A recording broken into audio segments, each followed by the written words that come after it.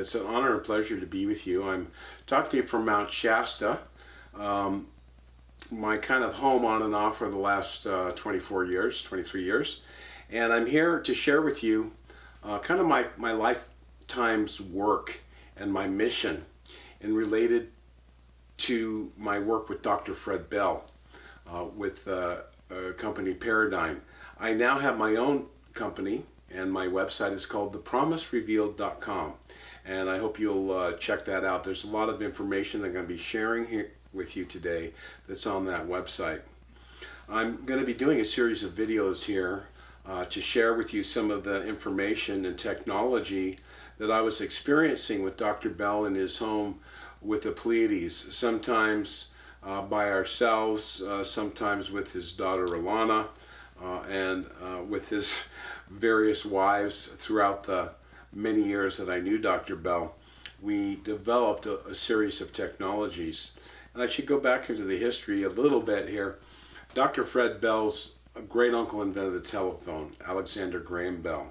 His father invented the alternator and the transmission for Henry Ford.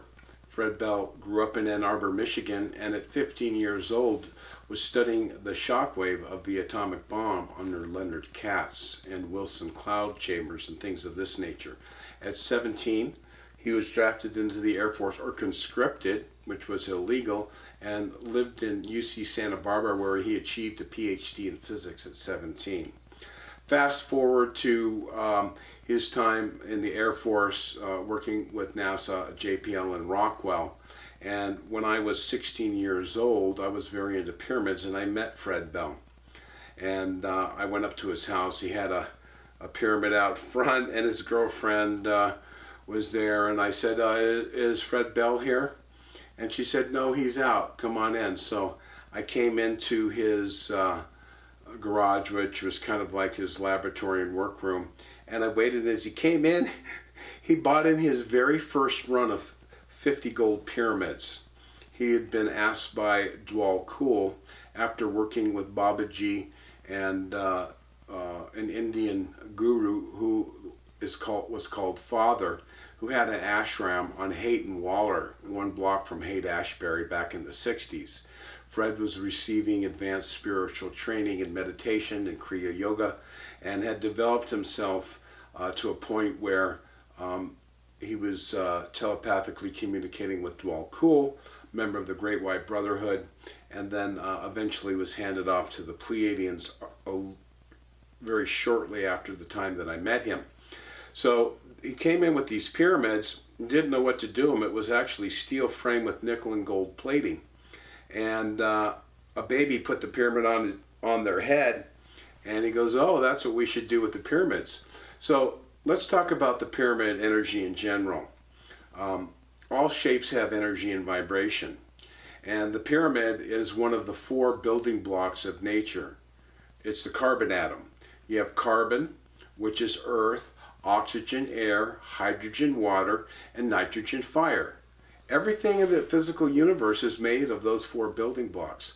We know them as its 4 directions and things of that nature, but essentially it comes from the scientific aspect of these shapes being the primal shapes and the molecules themselves creating all of physical creation. So the pyramid, from Latin pyrrha, and mid, in the middle, fire in the middle. So the pyramid has a inherent aspect that when it's aligned to magnetic north, perpendicular, it vibrates, sings, or hums, and brings in a balance of the universal life force. You have 7 colors to the rainbow, and you start at red, and it comes down to purple, the 7th ray of ceremonial order and magic. You have the 6th ray aspect of abstract idealism and devotion. You have the 5th ray, orange, concrete science and knowledge. You have the 4th ray of harmony through conflict, and then you go to the 3rd ray, active intelligence. And then you have the 2nd ray, love, wisdom, and the 1st ray is red, will, and power. And there's ascended masters associated with each of these rays. There are also endocrine glands. You have 7 endocrine glands in your body. So you have your pineal gland, which is your crown chakra. Your pituitary is your third eye. You have your sapphire or your blue, your throat chakra. And then you have your heart center, which is green. And then you have the yellow of your digestion.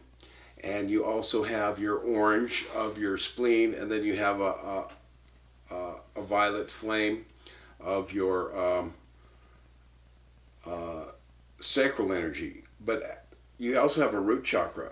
But there are also stems of energies that are called the chakras that are associated with each of these endocrine glands. And these are vibrational frequencies. You'll also note that we have 7 notes to the musical scale. So there are frequencies associated with each of these endocrine glands. Now, people talk about the organs and the acupressure centers, and I want to let you all know that with each organ, with each endocrine gland, there's an organ associated that the lines of force that come from the central sun into your body spin off to. For instance, the 4th center of the thymus gland, which is your heart chakra, is the vibration of the chakra is up here, but the offshoot goes to your physical heart, which is a rose quartz in pink. So you have an emerald for your heart chakra, but you have a rose quartz for the energy of your physical organ. And this goes on with all the various organs, and it's very complicated. And in some of my workshops, I go into that information. But so we have a pyramid which is resonating to the Earth's magnetism and singing and humming and creating a fire in here. What is that fire? That fire is the life force known as prana, ki, chi. Tibetans call it sumo, odetic force, life force. It's actually an auric energy that is associated with living things.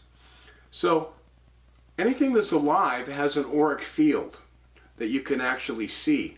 When I was young, we went to Thelma Moss at UCLA, and Dr. Fred, we started to work with the pyramid, and we found that if you put the pyramid on the head, it balances your hypothalamus and your endocrine glands. You become calm. Your pituitary, your pineal, and your thyroid come into balance, and you go into alpha state. So these were tremendous understandings or revelations to the benefits and the health of the life force known as prana when used in a pyramidal way of creating these pyramid systems that you can use with your body in a feedback to the natural order of the universe. Now, we look at this under a Kirlian photograph. It has no life force. Anything that's like a physical thing doesn't have a life force unless it's a pyramid. So the pyramid is unique, and the Venusians and the Tibetans called that the principle of matter made flesh. Now the feminine energy or aspect that comes in Venusian is kind of an inverted pyramid. And the masculine or earth-based energy is on the earth is an upright pyramid. And when you have 2 pyramids that come together, they actually, if you can imagine a Star of David, that's an integrated personality of the balance of the masculine and feminine energy. There's also something called the Christ principle, and that's the principle of spirit conditioned through time and space and matter causes flesh to return to spirit. So that's the Christ principle, is bringing in the life force, invigorating the flesh, and ascending into spirit. The pyramid has so much information and so many technologies, and I'm going to get into some of them today. But you can read this information on my website under pyramid systems. I think I have a pretty good article that I experienced and lived and realized through my many years of association with my friend, teacher, and benefactor, Dr. Fred Bell. I'm carrying on his work, and to be honest, some of this information that's coming out in the series of videos, I've been reluctant to share, But I think it's time now that I bring out this information and how this technology works. Basically, we created a nickel gold pyramid, which is relaxing. You wear it on your head. Then we found out we added copper, and copper's molecule is like the black widow spider with a pyramid down and a pyramid down, the 2 points meeting. Copper is a unique metal and has a tremendous ability to bring in energy from the higher dimensions. When used in a pyramid way on your body, has a tendency to stimulate your adrenal glands, your root chakra of fight or flight. So if you want to go to sleep, I wouldn't wear a copper pyramid for a while. But we have another one that we added silver, so nickel, gold, copper, and then silver on another one, and that stimulates the mental.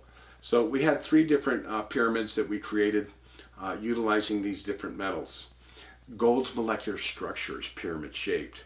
So this can be omnidirectional. No matter where you're facing, the gold molecule is resonating to the Earth's magnetism and creating a pyramid energy. The diamond is an octahedron. That's pyramid shaped. Why do we value diamond? Why do we value gold? Because of the pyramid shaped. And the ancients knew this. That's why they put the gold in the temples. It wasn't about being rich and showing off your wealth. It was about the healing vibration of the natural laws of the universe. Now, the Pleiadians told us crystals are the perfect synthesis of spirit and matter in 0 time. And we're going to be getting into that in a minute. But I just wanted to give you some basics of the pyramid energy so you could understand what we're doing here. And I want to thank you for tuning in. You can check out more information. I have more videos, and I'm going to be going through some of these products here on thepromiserevealed.com. Thank you so much for listening.